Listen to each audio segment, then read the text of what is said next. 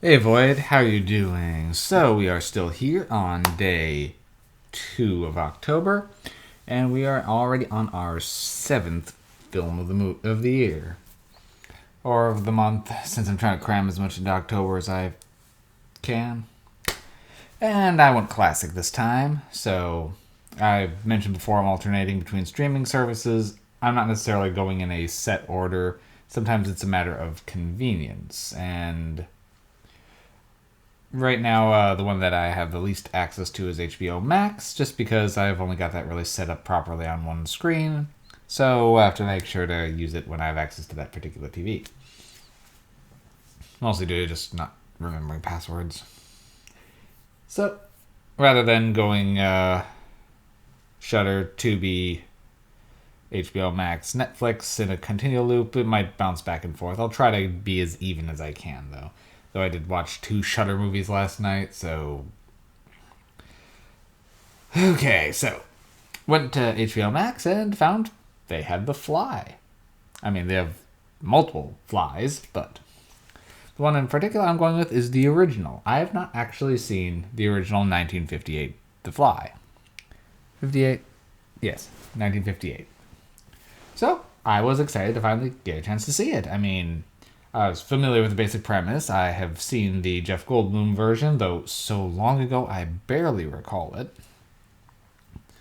And I knew Vincent Price was in it.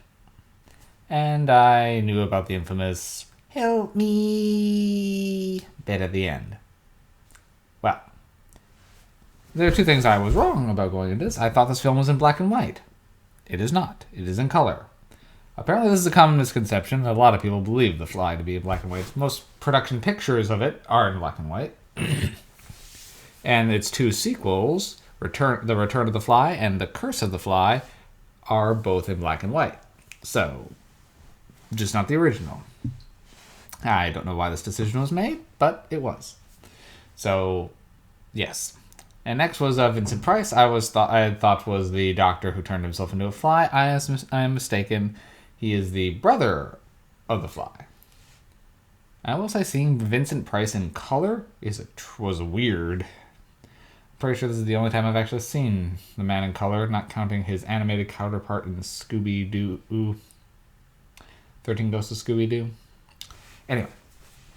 So, I will say, I was expecting it to be a fun throwback, but I wasn't really expecting anything great. But I was pleasantly surprised that this actually still holds up very well.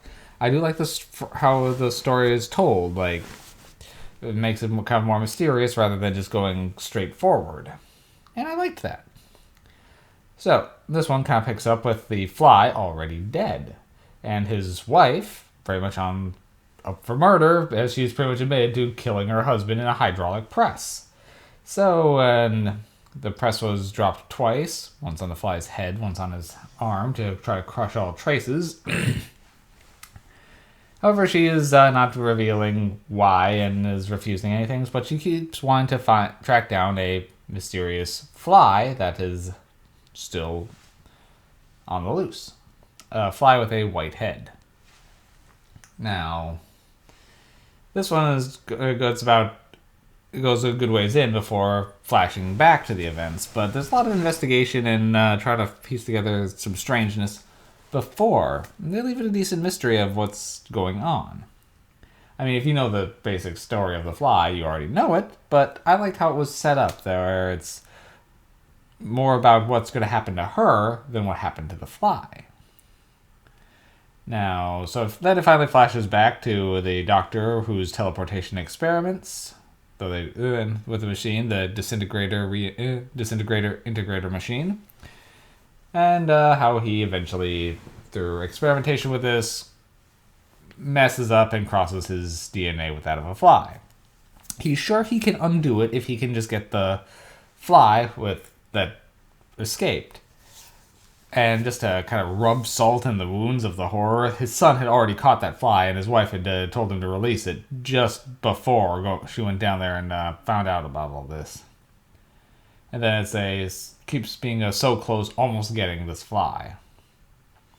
while she's trying to come to terms with the fact that her husband is now just wearing this black sheet over his head and can no longer speak.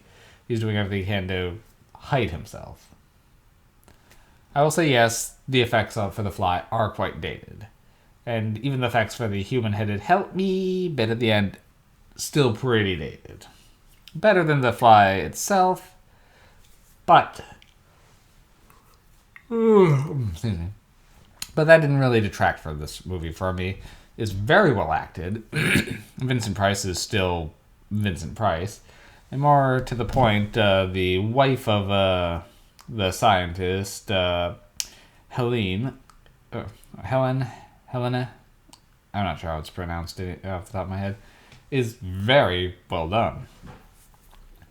This film, then apparently the original book had a much darker ending than this one ended up having, but they did kind of lighten it a little bit. But still, what happens is just the whole what happens to her being forced to kill her husband is quite tragic, especially with so many almosts.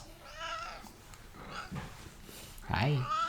So I did really enjoy this one. The Fly is still a pretty good horror classic and holds up quite well. MacGuffin scale. This one's definitely up in my good category. I think I'll give it a 7 MacGuffins. It's definitely dated, but still worth a look. Especially if you like Vincent Price, and I love Vincent Price. So yeah, give The Fly a watch. I think HBO Max is the only one it's on right now, to my knowledge. But hard to say. There's a lot on Tubi, so I haven't completely ruled that one out either. Well, I got one more that I've already watched, so I'll be recording that shortly, and I'll see you soon, Void.